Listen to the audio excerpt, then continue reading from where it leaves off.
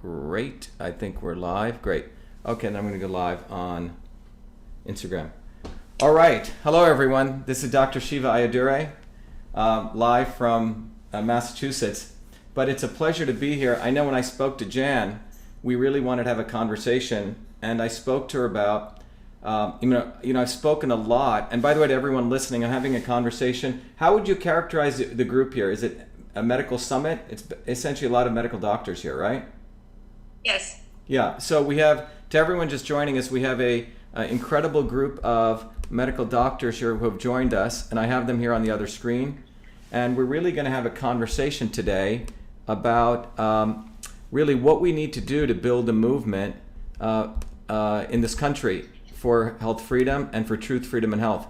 What's gone on for way too long is that movements have started and they've frankly been derailed because the right theoretical framework has not existed. And for me, as people know, there's two things that have been a passion of mine. One has been medicine, studying medicine and science from a deep perspective as a scientist and as a systems scientist. But equally important for me has been a desire to understand political movements and how do you actually win. And this may seem like something that normally people like myself should not be studying. Scientists should stay in their little cubbyhole, but it's been something that's central to who I am. And I think you're cut off there. Could you come to the center of the camera? Yeah, there you go. Okay. So we have a team of doctors here, and one of the things I wanted to talk about, historically, medical doctors have been somewhat apolitical, have historically had golden handcuffs, not to participate in movements. And one of the big opportunities that I see taking place with what's happened with COVID is, in some ways, medical doctors hopefully are starting to recognize that they're not any different than the frontline medical workers. The people who run the hospitals are the hospital administrators. In fact, I believe there's 15-to-1 hospital administrators to medical doctors. So part of the percentage, in most big hospitals. And this is not that different than what's taken place in academia, the level of administrators to actually researchers who are actually doing the work. So part of the broader context is, I've given a lot of discussion about COVID and what's going on relative to the outdated or the unfortunate distraction from the real science, that it's not the virus or these pathogens, the fear-mongering that goes around them as though they are coming and attacking our body, that it is really fundamentally a weakened and dysfunctional immune system. So my intention there was to set some real clarity on what is the real problem when you go to the real science. And I think that's been hitting a chord. It's gone viral, it's gone global, because people know something doesn't make sense, particularly people with common sense. The vulnerable educated elites are the ones who don't understand science, or they get sort of subsumed by this fear-mongering. Now, so we can have a discussion on the medical side. There's enough videos that I've done to educate people, but I want to really have a discussion equally important on the political side. And several, I think a couple of days ago, I did a set of, I don't know if you guys saw it, but I did a whole set of slides in education on really what I call about the not so obvious establishment. And this may sound like a weird term, but I want to be able to discuss it with everyone. And what do I mean by that? In political movements, and if we want to take it sort of, if we were to sort of take it from a studious standpoint, really understanding this, political movements actually have physics. They are a science. No different than if you understood gravity, or no way that you understood other aspects in physics and dynamics. Unfortunately, people are not aware of these dynamics, so what ends up happening over centuries or sometimes years or decades is when people start rising up and they start smelling something's wrong and they want freedom or truth or health, they typically start getting involved in these movements. And then eventually there's a distraction that takes place. And that distraction leads to dead-end positions where nothing ever gets resolved. And so I want to talk about that. I call it the not-so-obvious establishment. And there are really two faces of the establishment, meaning those in power. The apparent establishment, which you can see face to face. In the case that I'm talking about here is I've brought to the forefront the fact that you have a collusion between the front man, you call Anthony Fauci. You have then a collusion between the WHO and the CDC, and also the Chinese government's involved in this. That's one set. And then separate from that, you have foundations, very large foundations, who really are unelected governments right now. The Gates Foundation, the Clinton Global Initiative, and then coming up behind them is the Chan Zuckerberg Foundation. So what we have is we have a set of people, for example, many of these foundations take billions of dollars, which should have been taxed, and they've cleverly figured out a way to create their own sort of external governments, which they call foundations. And using that enormous amount of money that they get, they believe that they can design public policy. And that's what's fundamentally going on. You have a finite set of people who literally have taken money out of tax dollars, which should go to the public, and they believe they can design public policy. So you have literally a global government going on, led by these foundations. And they may sound good, but that's what they're doing in all material levels. So you have the foundations, you have these WHO, the UN, the CDC, and then you have someone like Anthony Fauci. So I brought that out as what I call the establishment. And hopefully I'll go into it in more detail. That establishment is not involved in any nation anymore. They cross boundaries across nations. Their intentions and their agenda is not to serve even their national interests, but to serve global interests. In fact, to serve the interests of power, profit, and control. Now, that's the obvious establishment. However, whenever the establishment exists, the establishment is very, very, very clever. They have people who analyze political movements like I'm talking to. They have people who go to the John F. Kennedy School of Government. They have people who are in the CIA and all different organizations who study theory. And theoretically, they say, you know what? The way we really screw people over when they start to rise up is not through the obvious establishment, but through the not so obvious establishment. And that not so obvious establishment historically is not understood by well-meaning people when movements begin. And in fact, the ignorance of the not so obvious establishment always leads to dead end. In fact, leads to greater human suffering. So what I want to talk to you about today is that not so obvious establishment. It's easy to identify Big Pharma and Bill Gates as the establishment, okay, which we've been hitting. But the not so obvious establishment is people like Robert F. Kennedy Jr., okay? And I want to talk about him because until people understand that in these movements, people hang out, they hang out for 17 years, they run their little nonprofits, but what they actually do is they do not ever build a bottoms-up movement. And I want to talk to you about that. If you look at the history of the world, it has never, movements and change has never come top-down or from people who seemingly want change who also come from top-down. I want to give you some historical examples. Then I'm going to talk about Bill Gates and Hillary Clinton. They're two sides of the same coin. However, it is very in vogue right now after I started the Fire Fauci campaign. It's easy to attack Gates. But equally, if you are not exposing Hillary Clinton, who's part of this, then you're part of the not so obvious establishment.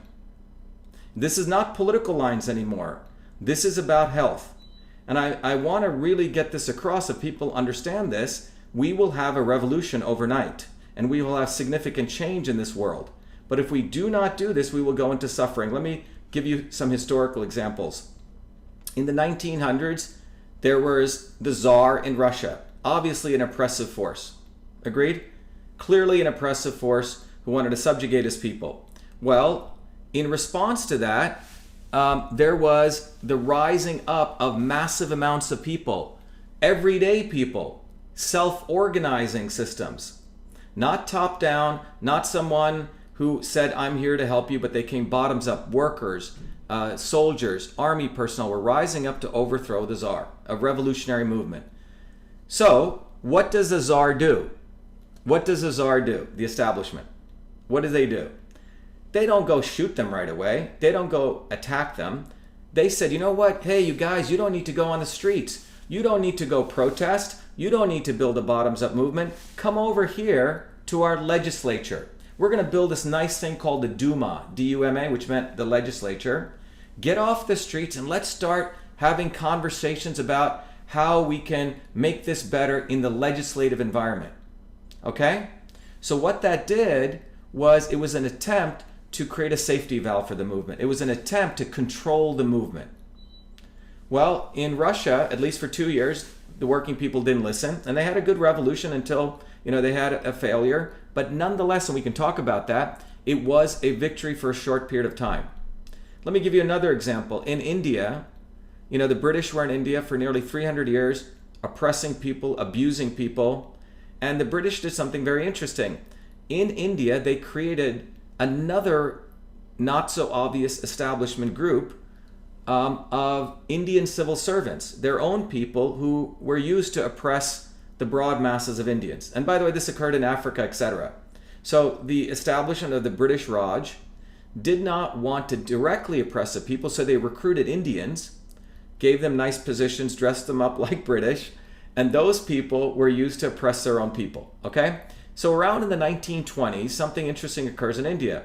Movements of ground force movements, bottoms up, again, not top down, not leaders coming from the top telling people, I care for you, but bottoms up. There were revolutionary movements taking place across India saying, hey, look, America had a good revolution. Don't we, as Indians who've been subjugated by British colonial rule, deserve a good revolution? And that was burgeoning all over India in the 1920s. Everyday people, workers, nurses, doctors, engineers were striking. So what happens? Well, the British set up the Indian National Congress, very much like the Duma, a safety valve, a legislature. At this same time, a guy called Gandhi comes into the picture. Now, Gandhi was in South Africa. And in South Africa, what he had done was frankly nothing. He was in fact a racist. He subjugated both the poor blacks and the poor Hindus.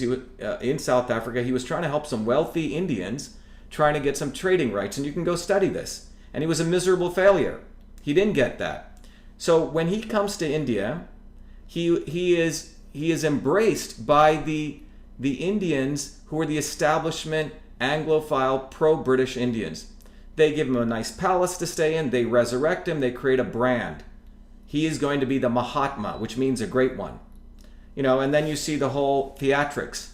And that theatrics results in the Indian masses thinking he is going to be their savior, and he basically participates in the Indian National Congress, and he anoints leaders like Nehru, who are from top down, from the elite families, and they essentially transfer power. They don't have a good revolution in India. They transfer power from the burgeoning working movement, people bottoms up, and they say, no, come to this thing called the legislature, negotiate your way out. And they didn't negotiate. What they ended up getting was a raw deal. They transferred power from the British Raj to the Indian elite. In fact, the document is called the Transfer of Power. It's nowhere near the Declaration of Independence. So what happens in India? You have 70, 80 years of corruption. The brown men with white hats who took over were more abusive to the Indian masses than the white men with crowns. Okay? That's what happened in India. And Gandhi got presented as this great Mahatma, statues were built, but I'll tell you this, he advanced the caste system in India and nothing fundamentally changed. Modi was the first nationalist India's had because after Gandhi, Nehru took over, then his daughter's son, and so on. They created a dynasty for 70 years. That's what Gandhi delivered India. Okay? Now I know this is unfortunate to hear, but this is what happened. Now let's go to the civil rights movement in this country. In this country, again, there were massive amounts of people, names who we do not know on the ground, wanting to fight for true rights for, everyday black people or minorities. Well, what happened? And this is going to sound, again, counter. That movement, there were people like Malcolm X, bottoms-up people. That movement was taken over, if you study carefully, by the Kennedys. They anointed the leaders, Martin Luther King. They created a beautiful, beautiful speech. I have a dream, everything. Well done. Hooray. And their resolution of civil rights was don't use certain words and through affirmative action. They never addressed the fundamental issues, which was inner city infrastructure. And the condition of black people today is worse than it was before civil rights. Now, I'll give you a successful movement that broke from the not so obvious establishment. That was the anti-war movement. If you study that carefully, again, you had the counterculture people supporting the left wing of the Democratic Party saying, oh, you know, they're anti-war against Goldwater. Well, when they got their heads bashed in by Lyndon B. Johnson's police outside of the Chicago Convention, and they said, whoa, the Democrats are also anti or pro-war. And that's when the movement broke away in 68, and in 2 years, the war ended. So what I'm trying to tell you is that when bottoms-up movements get taken over by the rhetoric of the not-so-obvious establishment, we prolong suffering. The most recent, two recent examples I'd like to give you is Jesse Jackson in 1984 and Bernie Sanders. In 1984, I was an 18-year-old student at MIT, was very, very excited that someone like Jesse Jackson was running, thinking, wow, he's anti-establishment. But what did he do on the floor of the Democratic Convention? He was building a movement. He gives all of his votes, if everyone remember this, at the last minute to Walter Mondale, speaking the lesser of two evils. Everyone remember this? And so he sold out the whole movement. He didn't build an independent movement. Fast forward to 2016, you had a guy called Bernie Sanders talking about revolution and blah, blah, blah, blah, blah, this. And what did he do at the end? He gives his votes to Hillary Clinton. So they sell out movements. Now, let me bring you up to why this is important. Because as a student of this, I am motivated to create a revolutionary movement, a broad movement, a global movement for truth, freedom, and health, which means freedom at a deep, deep level, which means no censorship, open debate, open discourse, and the true practice of the scientific method.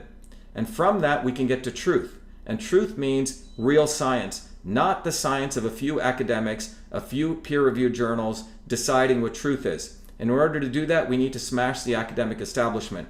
And I have a plan for that called the Citizens' Rights Act, just like I do for digital rights. And then for health, we need to eliminate all the middlemen in the healthcare system. We need to decentralize healthcare to the edges, and that's how we're going to win. GPOs, PBMs, all these, those are just the beginning.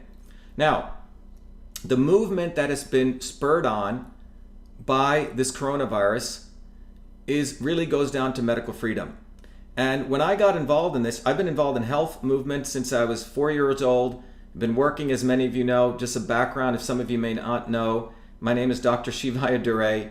I've been a student of health since I grew up in India, where my grandmother was a traditional healer at the age of 4, and a student of politics since I grew up as an untouchable in an atrocious thing called the Indian caste system. So the fact that my parents made it here was quite extraordinary. I grew up as a working class kid in New Jersey, started working as a full-time research fellow in medicine at the age of 14, and in that medical hospital I created the first email system before I came to MIT. And my journey through MIT was always in medicine, in and out, and I'll talk more about it. Multiple degrees, my PhD's in a field called biological engineering. I'm considered one of the renowned experts in the field of precision and personalized medicine, and someone quite having a deep expertise on the immune system. I just gave the talk at the National Science Foundation 4 years ago. So having said that, when I got involved in people said, hey, Shiva, you should look at vaccines. About a year ago, I started looking at it, and I said, you know what? There's no safety assessment standards. I held the first international safety assessment conference here. And as I got into this movement, I realized there have been people in this movement for 17 years. And their entire model was begging to legislators. Begging, begging, begging. And let me start. In 1962, the National Vaccine Act was created by John Kennedy. It was created based on a very rudimentary understanding of the immune system. A very rudimentary understanding. And that understanding was just the innate immune system talking to the adaptive. They didn't know about the microbiome. They didn't know about the virome. They didn't talk about the interferon system. They didn't talk about the neural system. They didn't talk about the gut-brain axis. However, based on this very rudimentary understanding, John Kennedy signed into act the National Vaccine Act. That created the CDC, the Center for Communicable Diseases, and the notion that we should create guidelines for vaccines. Well, those guidelines were created. And by the way, the CDC is a revolving door with pharma. They are, I don't believe they're even a government organization. They're a private organization. So that's what you have. So you have a revolving door with pharma, which created a vaccine schedule, which was not at all in alignment with the modern principles of medicine, which says the right medicine for the right person at the right time, called precision and personalized medicine.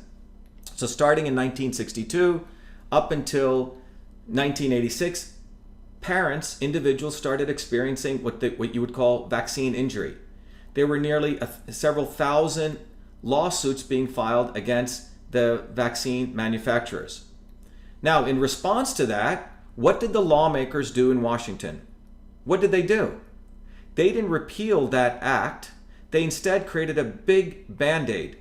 And that Band-Aid was called the National Vaccine Injury Program, brought to you, sponsored by another Kennedy, Ted Kennedy, with Orrin Hatch and Waxman. Now Reagan was a president, and he did not want to sign this bill. It was shoved onto another bill, which was very favorable, which had very good things. So Reagan was forced to sign this for political reasons by both houses, which were Democrats. And I don't care about Democrats or Republicans, by the way. But Ted Kennedy was the sponsor of that bill. Well, that bill gets signed, and what it did was it created the vaccine courts. It removed, frankly, in my view, it destroyed a part of the Constitution. And what it did was it took the court system, the adjudication from there, and put it under Health and Human Services. And in order for parents to sue, they couldn't go to the courts if their kid got injured. They had to go to this thing called the vaccine courts. All right? And the limitation of liability, as I understand, for death was around $250,000. But we created a big Chinese wall for everyday people to sue. Okay? That's what happened. And that fundamental Chinese wall served the interests of big pharma and big vaccines. And that is what resulted in the condition we have today. So after that, instead of further removing that act, people realized, well, this is wrong. So they started, at the state level, exemptions were given. Medical exemptions, religious exemptions, etc. Okay? A Band-Aid on top of another Band-Aid. All legislative. People like Citizens Defense Fund, other people saying, follow us, do this, we're going to suck up to some legislator, we're going to do backroom deals. And this is what I'm talking about. Legislators, and when I got involved in this movement, these people, these organizations would go around telling activists to shut up, what signs you should hold, and what you should always do backroom deals with legislatures. So when I got involved, this being me, being from an activist perspective who understands the history, I said, this is bullshit. Excuse my language. This ain't going to go anywhere. And it hadn't. You have a Kennedy saying, give me money, I'm going to sue. Big Pharma talking his whatever, the rhetoric. But nothing had been done. In fact, loss after loss after loss. New York loss, California loss, all backroom negotiations. Believe backroom negotiations. You are on the enemy's battleground. And this is the not so obvious establishment. So I said, nonsense. We should build a bottoms-up movement. People should get militant on the ground. And that's what the New Jersey mothers did. That was because of my leadership. And I have to take full credit for that because it's important that people recognize there is differences in leadership. And because of that, what happened in New Jersey? We won. It was bottoms up, and the legislators got afraid, and people like Dull Bigtree and Bobby Kennedy flew in, and they were still telling people to negotiate with the Democrat legislatures. It was that movement which put the fear of God into them. And it is only the movements which will always make change. It is not legislative, underpinnings from day one. So now let us talk about why I believe that the not so obvious establishment in this movement needs to be called out.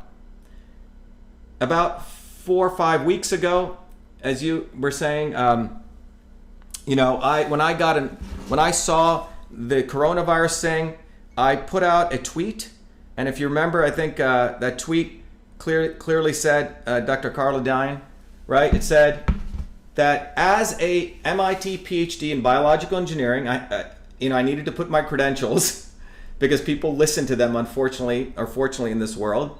And as someone who studies the immune system, that I believe that this will go down in history as one of the biggest fear-mongering hoaxes to destroy the economy, to manipulate, to destroy, put down dissension, and to impose mandated medicine. Okay?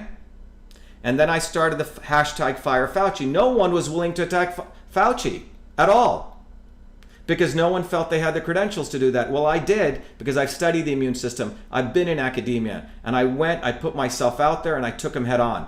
And that took off like wildfire because everyday people, bottoms up people, were waiting for that spark. And then you had other people starting to jump in. After I attacked Bill Gates, I attacked all of them. Then you have Bobby Kennedy starting to attack Bill Gates. But he does not attack Hillary Clinton. He endorsed her 3 times. Not once, not twice, 3 times. And I'm not talking about like voting for her. I'm talking about taking press releases, taking money from the Clinton Global Initiative. And I'll share some slides. If you guys, by the way, I'm putting this out on YouTube if you want to see it. If you look at the Clinton Global Initiative and the Gates Foundation, they're doppelganger twins. You have Gates on one side and you have Hillary Clinton on the other side. And if you really go look at these 2 organizations, and I'll put these up if you guys want to go to my YouTube, you can look at this as you're watching this, but I'll describe this. You have Bill Gates, as people know, he has started and this will make it hopefully absolutely clear why I am so disgusted by this. You have Bill Gates, who has a Bill and Melinda Gates Foundation. He's met with Fauci. Fauci knows them. You have Hillary Clinton, who has a Clinton Global Foundation, Global Initiative, and she's met with Fauci. Well, if you look carefully, there is something called Gavi, the Vaccine Alliance. $1 billion the Gates Foundation put into them. Go look at it, research it. He got McKinsey, one of the most, if anyone doesn't know who McKinsey is the brain trust of the elite. McKinsey, a lot of my friends at MIT go work there. They get paid really good money. But they are the evil brain trust. They figure out how to topple governments. They figure out how to, save companies who are on the brink of disaster. Well, that was the arm that Gates brought in. So Gavi gave about $100 million to one of the Clinton initiatives. And so you have Hillary Clinton over here and you have Bill Gates here. And by the way, the Gates Foundation gave money to the Clinton Global Initiative, and so did Monsanto. So let that sink in. There's no difference between Bill Gates and Hillary Clinton. No difference. In fact, as you research it, you find out that Gavi supports the Sustainable Development Goals, and the Sustainable Development Goals is about painting a utopia for the world. 17 points, gender equality, no poverty, clean air, sanitation, climate action, etc. You go down the list, it's a utopia. Well, in order to achieve that utopia, you know what the goal is? We must vaccinate everyone. IA 2030, you can look it up. A world where everyone, everywhere, at every age, fully benefits from vaccines, to leave no one behind. Okay? That is a Sustainable Development Goals 3, supported by Gavi, brought to you by Bill Gates and his compadre, Hillary Clinton. Is this becoming clear? All right. And if you go look at this, they hold their hero countries are countries like Denmark. Denmark just 3 weeks ago passed a law, an emergency coronavirus law, which says Denmark's parliament on Thursday night unanimously passed an emergency coronavirus law, which gives health authorities powers to force testing and treatment, vaccination, and quarantine with the backing of the police. Okay? That is brought to you by Gavi, again supported by Bill Gates and Hillary Clinton, who Bobby Kennedy endorsed. So don't tell me that Bobby Kennedy is for medical freedom. And don't tell me that I am splitting the movement. This movement should be split. It should be divided between the stupid people who want to go follow the Kennedys and maybe want to follow Hollywood and are brainwashed because they're so enamored by that and the reality of what's going on. Because I'll tell you right now, we're not going to win freedom by basing it on top down. The Kennedys have become institutionalized, not so obvious establishment in this country. And by the way, this is not because I'm running for US Senate. My potential opponent on the Democratic side, his nephew, Joe Kennedy, is pro-vaccine mandates. And Bobby Kennedy just 4 weeks ago raised money for him. So I'm here to tell you that if we do not call out, yes, you thought Bobby Kennedy was on your side, and that's the point. The establishment is very, very, very smart. They're not stupid. I went to the VI event in DC where they called me, begrudgingly to have me speak. I spoke, I got the best response. And then after that they had a VIP event, an open bar, people getting sloshed. And then at the end of it, Bobby Kennedy's asking for $25,000. This is how the not so obvious establishment works. It's not a bottoms up movement. They do not know they will use the word boots on the ground. You don't know what boots on the ground are. You've never done it. So I'm here to teach everyone that when you look at what's going on, we have a huge opportunity to win. And it's not going to come from the establishment, and it's not going to come from people who speak both sides of their mouth. No way. It's never going to come from them. And what's happened is, because I've taken such a principled stand, it has unleashed a movement across this world. I just got a note from one of the big people watch memes. He goes, Shiva, your memes have the highest meme velocity since Trump ran. And it's because of the truth of what I'm speaking, with confidence and with authenticity. And I don't give a damn about splitting, quote unquote, splitting a movement, which should be split from those who want to create a revolutionary movement to win, and those people who want to hang on to celebrityhood. We will not win that way. I'll put that to you in writing right now, because these people are part of big pharma, and they do not, whatever the reason is, maybe a nice guy, but you cannot win it for 17 years if you keep putting everything into legislative, everything into judicial. We have to build a mass movement to win. And so in closing, what I want to say is I could talk to you about the physics of the immune system and why Fauci is a fake scientist and what he's doing, which everyone's getting, and why he must be fired. That's why we put up this post. Nearly 85,000 people have now signed it. By the way, if anyone wants to go to Shiva for Senate, you will see what's going on there. You will see the enormous amount of response. I'll go to it right now. If you go to shivaforsenate.com and you scroll down, you'll see there's a slider there, and you'll see it says signed petition to fire Fauci. And if I click on there and you scroll down through it, I think the numbers are close to 81,632. Nearly 3,000 medical doctors have signed this worldwide. That's why we've been able to create, with this little camera here, with a little bunch of lights, not, running an organization for 15, 17 years, begging money from people to tell them you're going to fight lawsuits in courts and do stuff with legislators. Anyway, all right. There you go. I know this may be hard to hear. It may be a bitter pill, but life is short. We have to win. And we're not going to win the same old way. We're at an inflection point in human history. And that inflection point is we can go to an enormously rich golden age, or we can be misled into another dark age. All right. It's really weird how YouTube doesn't let you do that. Okay. All right.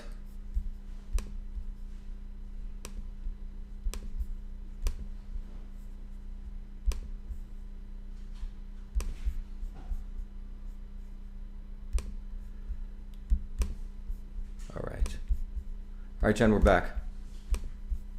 Do you see it, Jen? All right, everyone, we're back. Sorry about that. Let me just turn this back on. It should be part 2. Do you see it, Jen? Yes. Is it on YouTube or no? Still refreshing that. Okay. If not, we'll just start here. Okay. All right, everyone. Sorry about that. Okay. Okay, so let's ask some questions here. Hold on just a second. Yep. Where is this being live streamed. This is the first we've heard that it was going to be live streamed. Where do you put this out on? Oh, I just put it up on my Twitter and my Facebook. Okay, because I think that people who are on just kind of wanted to know where this is being sent, because I didn't realize it was going to be sent someplace else.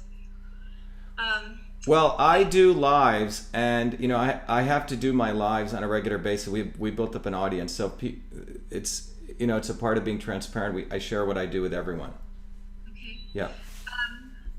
Katerina in Texas, you had the first question. Yes, hi, Dr. Shiva. How are you? I'm doing great, thank you. Good.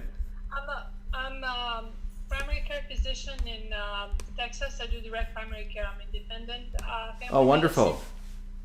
And lots of doctors on this talk with you tonight.